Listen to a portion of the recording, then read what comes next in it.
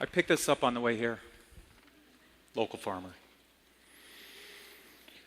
Oh, man, I love a good, ripe, juicy tomato.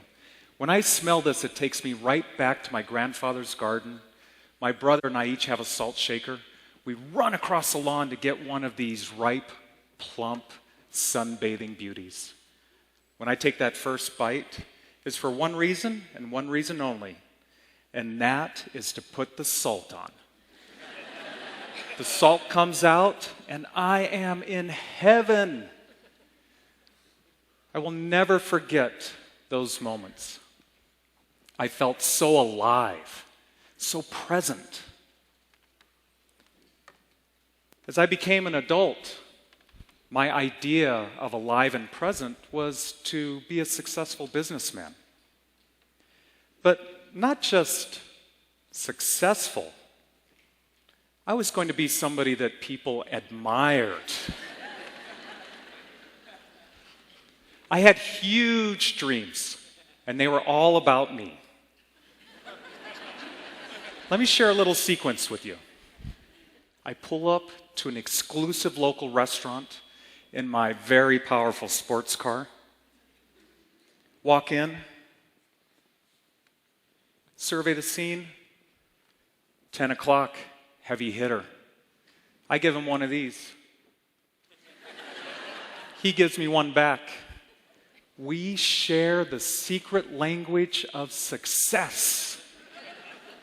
I have arrived.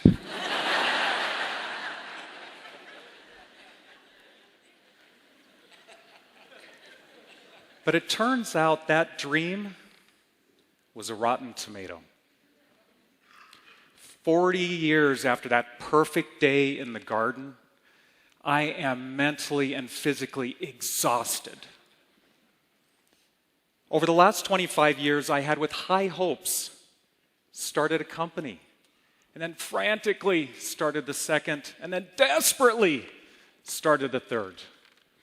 I was traveling from airport to airport, strange town to strange town, practically living amongst strangers. I was so isolated and desperate, I didn't even know how far I had gone from my own values. That day I collapsed into my living room chair. I was looking out the window, and as if for the first time, I saw the oak tree outside of our window. It is a beauty. 70 feet tall it must be, deeply rooted.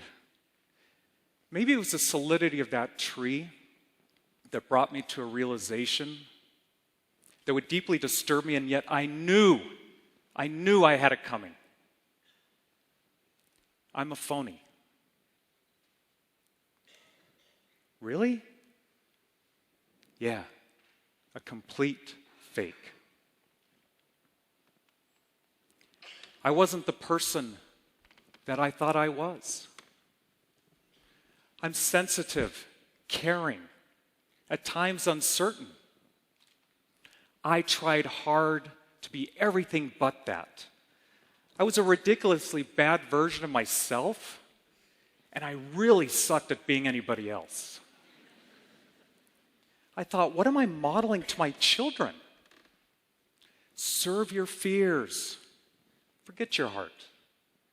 That's not what I wanted them to know. And then my wife, Nancy, did something completely unremarkable that led to a chain of unremarkable events that would change my life forever. 1 o'clock in the morning, I get home from a long travel trip, 14 hours, 3 different airports, and I am exhausted. I'm so ready for sleep, and my head is about to hit that pillow. Honey, yes, I signed us up to plant fruit trees tomorrow morning. Fruit trees. Great.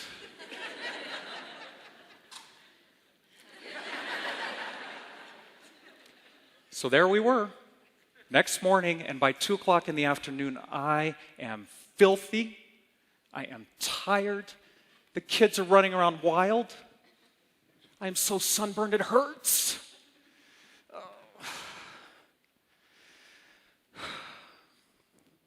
You know, actually, I kind of like this. By the time we left that afternoon, I was looking across the fields, and they had that pastoral view that I think is intended to seduce us to become farmers. Now, I'm no farmer. I found out that that is really hard work.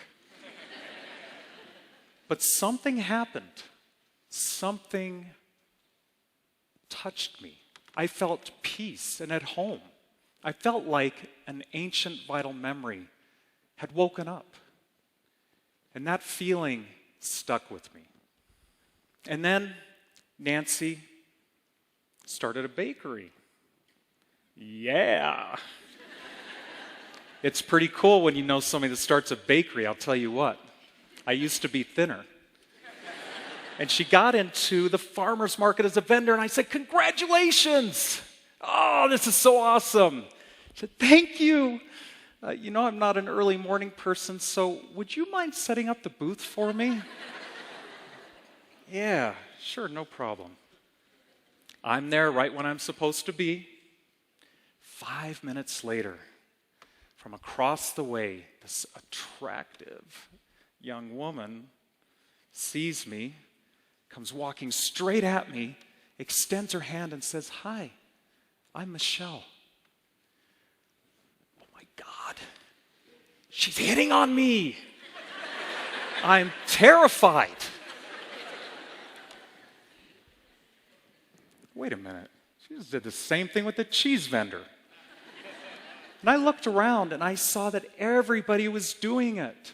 They were all talking to each other, saying hello, catching up. Even the customers were getting into it. It's like they knew the vendors. They knew each other. Like, what? This is so weird. People, where is the competition? The envy, the backstabbing. This feels so strange. This is definitely very, you know what? I think I read about this somewhere. I think it was called community. I think that's what they called it. Well, I didn't know what it was, but I was kind of loving it. Since that time, I have discovered just how much of a difference buying from a local farmer can make in my own life. I know I need to eat. I know that it's good for the environment. I know that it's good for the economy. I know that $1 spent locally goes around 6 times instead of 1 time. It builds resilient cities, blah, blah, blah. What I hadn't realized, oh, and by the way, it tastes super good. But I didn't realize that it would improve my marriage, improve my romantic life, and make me much more popular. When I'm in my kitchen, expertly massaging the kale for our massaged kale salad, deftly slicing those onions. The way Nancy looks at me is unmistakable. Oh yeah. She looks down and she says, are those tongs in your pocket? Or are you happy to see me?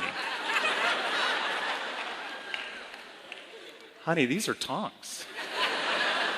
But I am really happy to see you. We are connecting. And when I go around town, there are people that I've met at the market or met at the farm stand. I see them all over the place. I feel so popular. They're like, hey, hi.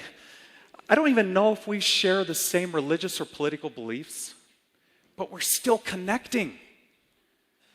But I gotta tell you, it's still a little unsettling with all of this. When we have dinner parties, it is so hard to keep the conversation shallow. There's something about buying the food from your farmer, knowing where it comes from, preparing it yourself. Somehow it compels us to be open and honest with one another. Open and honest. For a guy that spent his life being a pretender and a poser, dang, it's kind of vulnerable. Maybe a little dangerous. But it's not just me. The farm to table, farm to mouth, farm to fork, whatever you want to call it. It's not just marketing, it's real. It's subtle, but it's real. And it's powerful.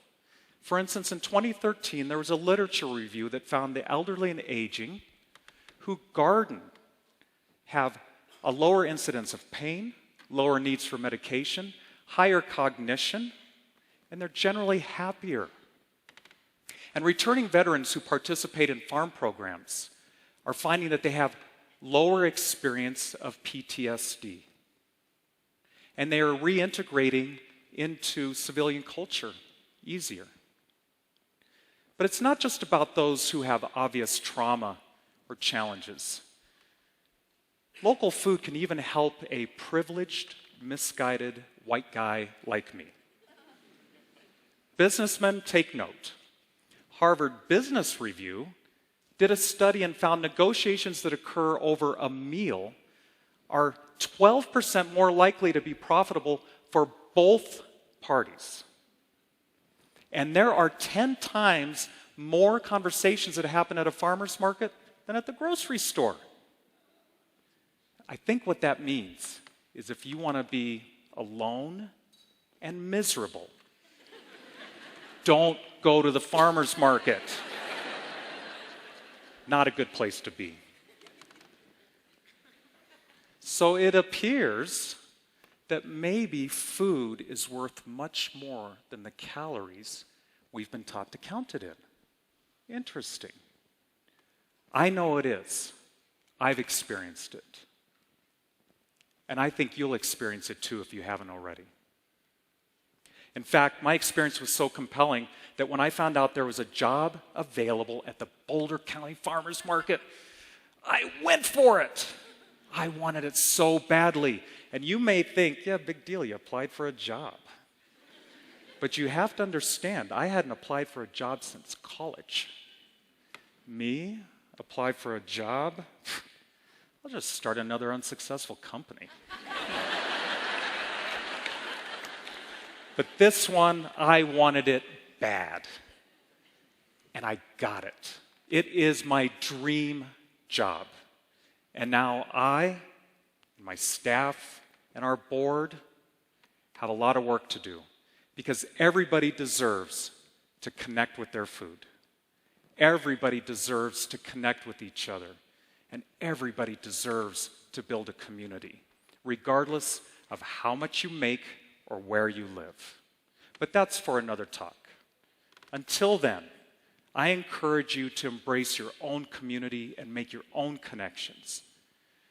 Maybe by doing just one simple thing, like replacing something that you normally buy at the grocery store with something from your farmer. Or just go to the farmer's market. Whatever you do, I can tell you this. You deserve the biggest, juiciest, hand-picked, field-ripened, succulent tomato that you can buy. Now you know how to get it. Go for it.